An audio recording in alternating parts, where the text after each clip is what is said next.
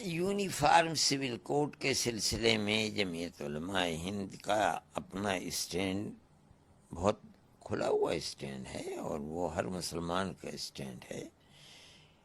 خاص طریقے پر اس ملک میں ہم 1300 سال سے رہتے ہیں، اور ہم اپنے پرسنل لا کے اوپر چلتے رہے ہیں، حکومتیں آتی رہی ہیں، جاتی رہی ہیں، بدلتی رہی ہیں، لیکن ہم اپنے اصول کے اوپر قائم ہیں۔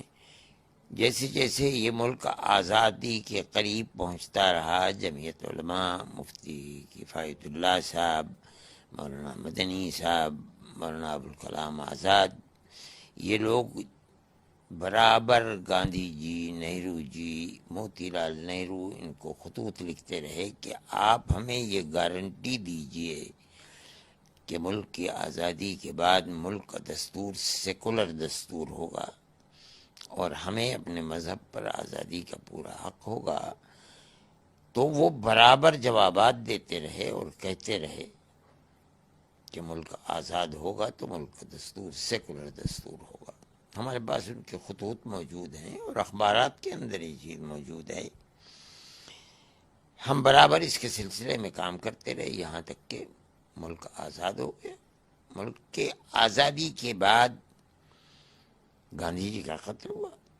ایک لابی ملک کے اندر ایسی رہی کہ جس لابی نے اس ملک کے دستور کو سیکولر نہ بناتے ہوئے ملک کو ہندو اسٹیٹ بنانا چاہا گاندھی جی کے قتل کے بعد، اور یہ کہا کہ مسلمانوں نے ملک اپنا لے لیا، اس لیے اب ہمارے ملک کا دستور اسلام کے مقابلے میں ہندو اسٹیٹ بنے گی۔ لیکن یہی لوگ تھے، یہ پکڑ کر کے گاندھی جی کو، جواہر لال نہرو کو بیٹھ گئے۔ انہوں نے کہا کہ اگر ملک کے تقسیم کے اوپر دستخط کیے آپ نے کیے، ہم نے نہیں کیے، ہمیں آپ نے یہ جوابات دیے تھے، ہم آج اس کے لیے کھڑے ہوئے ہیں کہ آپ ملک کے دستور کو سیکولر دستور بنائیے۔ اچھا، یہ لوگ مضبوط تھے، انہوں نے ملک کو سیکولر دستور دیا۔ اس سیکولر دستور میں جو دفعات، خاص طریقے پر دفعہ 25 جس کے اندر ہر اقلیت کو اپنے مذہبی حقوق کے ساتھ زندہ رہنا، اس کے لانے کے اندر جمعیت علماء کا بنیادی کردار ہے۔ اس لیے کہ جمعیت علماء کی ایک 150 سال کی تاریخ ہے اس ملک کی آزادی کے اندر۔ آج 1300 سال گزر جانے کے بعد ہم جس چیز کے اوپر قائم ہیں، جس کے لیے ہم نے ملک کی آزادی کرائی، جس کے لیے ملک کا دستور سیکولر دستور بنایا، جس کے لیے اقلیتوں کو حقوق دلایا، آج اسی اقلیت کے خلاف بی جے پی کھڑی ہوئی ہے۔ میں یہ نہیں کہتا ہوں کہ وہ ملک کو یونیفارم سول کوڈ دینا چاہتی ہے، نہیں، بالکل نہیں، یہ دھوکہ ہے۔ اس میں یہ کہا جا رہا ہے کہ یہ تو 1937 میں مسلم پرسنل لا بنا، تو اس سے پہلے کا، اور چرچا اس بات کو لے کر ہے کہ جو 5 خاص مدے ہیں، شادی، طلاق، بھرن پوشن کا خرچہ، یا پھر بچہ گود لینا اور وراثت، ان 5 چیزوں میں کیا آپ کو لگتا ہے کہ کچھ یونیفارمٹی؟ نہیں، میں ایک دوسری بات کہتا ہوں، مجھے اس سے کوئی سروکار نہیں کہ کیا تبدیلی آ رہی ہے۔ لوگ یہ پوچھ رہے ہیں کہ تبدیلی کیا ہے، وہ ہمارے سامنے۔ میں یہ کہتا ہوں کہ ہمارے مذہبی معاملے کے اندر کسی کو دخل دینے کا حق ہی نہیں ہے۔ کیا دخل دیتے ہیں یہ دوسری بات ہے، بات کی بات ہے۔ ہم 1300 سال سے اپنے اس دستور کے ساتھ، جو مذہبی دستور ہے، زندہ ہے۔ کسی گورنمنٹ نے اس کے اندر گھسنے کی کوشش نہیں کی۔ آج ملک کے اوپر کون سی آفت اور مصیبت ہے کہ اگر یونیفارم سول کوڈ، یعنی جس کا مطلب مسلمان کو اس کے مذہب سے دور نہیں کیا جاتا ہے، اس میں قطر بیعت نہیں کی جاتی ہے، تو کیا ہندوستان ختم ہو جائے گا، فنا ہو جائے گا؟ میں اس سے کوئی مجھے نہیں ہے کہ کیا ہے اور وہ کیا لاتے ہیں اور کیا کہتے ہیں۔ میں یہ کہتا ہوں کہ وہ یہ سوچتے کیوں ہیں کہ اسلام کے اندر انہیں انگلی رکھنے کا حق ہے۔ ساری دنیا کے اندر اسلام پنپ رہا ہے، آپ کیوں مسلمان کے خلاف اور اسلام کے خلاف کھڑے ہو رہے ہیں کہ یونیفارم سول کوڈ؟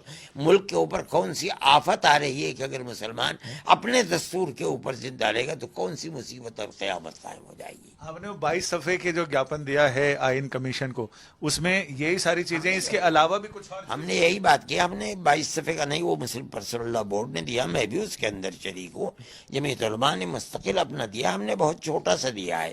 ہم نے کہا جو 25 دفعہ کے اندر ہمارے لیے حقوق دیے گئے ہیں جینے کے اپنے مذہب کے ساتھ، ہم اسی کے ساتھ جینا چاہتے ہیں. ہمیں کوئی اس سے روکا نہیں کہ آپ لاتے کیا ہیں.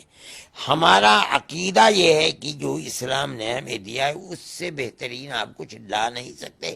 آپ کیا ساری دنیا مل جائے ہم اسے بھی اچھا نہیں سمجھتے ہیں. آپ کو لگتا ہے کہ سمے کے مطابق جو دور چل رہا ہے، دنیا آگے بڑھتی ہے، تو اس میں کچھ چیزوں میں سدھار کی، کچھ ترمیم کرنے کی گنجائش ہے سمے کے ساتھ چلنے؟ مذہب ایسی چیز ہے کہ جو آج نہیں رہتی دنیا تک کے لیے مذہب آتا ہے.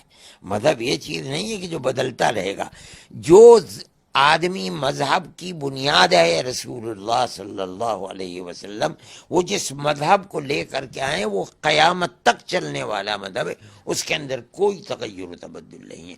ہم اس حق کو تسلیم کر لیں کہ دنیا تغیر و تبدل کرنے لگے، اس کا مطلب یہ ہے کہ 20-25 سال کے بعد تو مذہب ہی ختم ہو جائے گا. تو بہت سارے اسلامک کنٹریز ہیں جنہوں نے بہت ساری چیزوں میں زمانے کے حساب سے چلنے کی سوچی اور ایسا قانون بنایا، ایسا نیم بنایا اور ایسا، تو اس کو لے کر آپ کیا؟ دیکھیے یہ ان کے اوپر بڑی طاقتوں کا زور تھا، بوجھ تھا، وہ مجبور ہو گئے، انہوں نے کیا.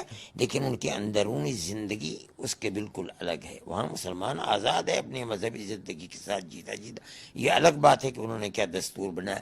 میں جو بات آپ سے کہہ رہا ہوں، ہم یہ نہیں جانتے کہ کس دنیا کے ملک نے کیا اپنا دستور بنایا ہے. وہ جانے، اس کی دنیا جانے. ہم نے جس دستور کو پکڑ رکھا ہے وہ دستور ہے جس کو حضرت محمد صلی اللہ علیہ وسلم لے کر کے آئے ہیں. اس کے سوا ہمیں کوئی دستور منظور نہیں ہے. اس کے باوجود اگر جس طرح سے گروپ آف منسٹرز بنا ہے اور چرچا آگے بڑھ رہی ہے، آپ کے ویرودھ کے باوجود اگر چیزیں آگے بڑھتی ہیں تب یہ ہو سکتا ہے کہ ان کے اندر طاقت ہے. میں کہتا ہوں کہ مر جائیں گے کبھی کر نہیں سکتے یونیفارم سی. یعنی ہندوستان کے رہنے والے ہر اقلیت کے خلاف لے کر کے آ جائیں، یہ آسان کام نہیں ہے. سکھوں نے اپنے ہتھیار دکھلانا شروع کر دیے ہیں. جو قبائل ہیں انہوں نے اپنے مسئلے کو شروع کر دیا ہے. یہ ایک سیاسی مسئلہ ہے، صرف اور صرف مسلمان کے لیے ہے. اس لیے میں اس کو آسان نہیں سمجھتا ہوں ملک کے لیے کہ وہ کر دیں گے. کر کے دیکھیں.